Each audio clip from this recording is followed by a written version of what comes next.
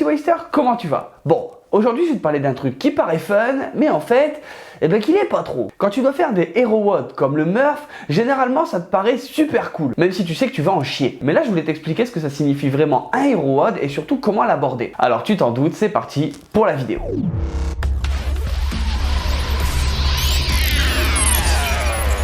Bien souvent, quand tu vois un hero WOD marqué sur le tableau, t'as deux réactions. La première, c'est que tu vas faire style. Oh putain de merde! Voilà, c'est pour faire style. Mais en vrai, au fond de toi, t'es content parce que tu sais que tu vas te challenger et que tu vas aussi en chier. Force et honneur. Force et honneur.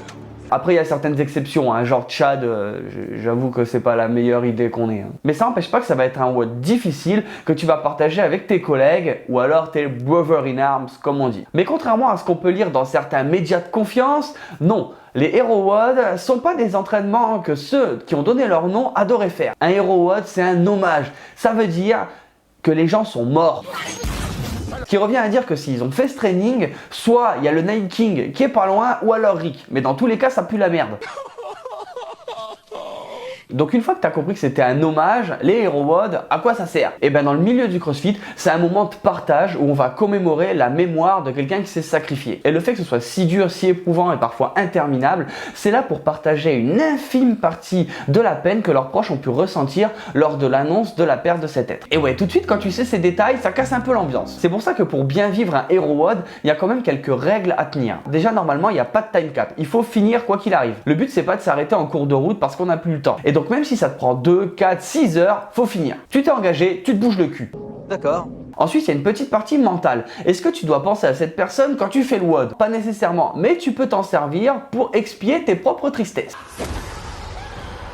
Ça peut te donner l'occasion de réfléchir et de faire ressortir la colère que tu as pu ressentir à la perte de quelqu'un. Et je t'assure par exemple que quand tu fais 1000 step-up, tu as bien le temps de réfléchir. Non.